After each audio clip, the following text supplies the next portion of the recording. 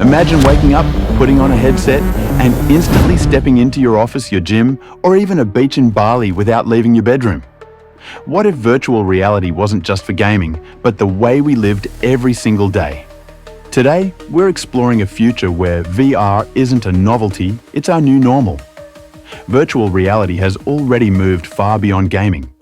From remote work to education, healthcare to tourism, VR is quietly weaving itself into our daily routines. But what if it became the primary way we interact with the world?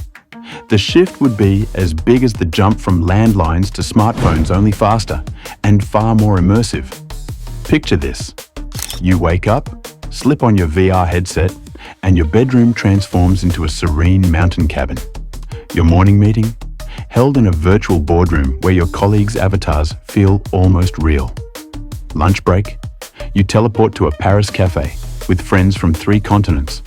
After work, you hit a VR gym, boxing against an AI opponent, then wind down with a sunset walk on a virtual beach. Remote work would never be the same.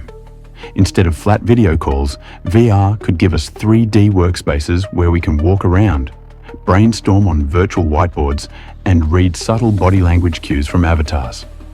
Companies could save billions on office space, while employees gain the flexibility to work from anywhere or anywhere they can imagine.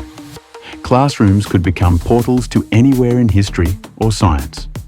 Students could walk through ancient Rome, dive into the Mariana Trench, or explore the human bloodstream from the inside.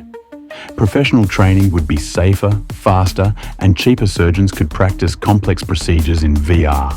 Pilots could log hours in hyper-realistic simulators, and engineers could test designs before a single part is built.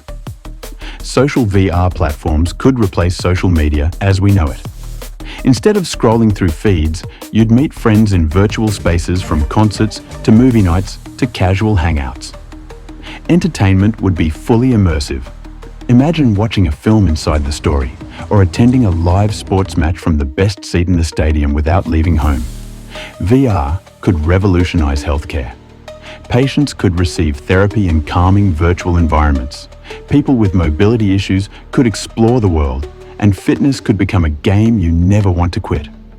Mental health treatments, like exposure therapy for phobias, could be delivered safely and effectively from home.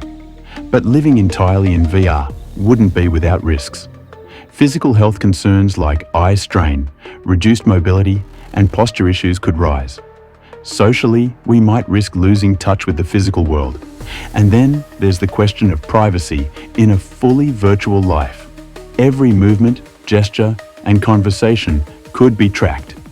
The key would be balance, using VR to enhance our lives, not replace them.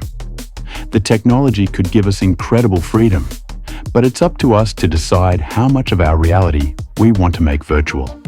So, what if we all used VR for daily life?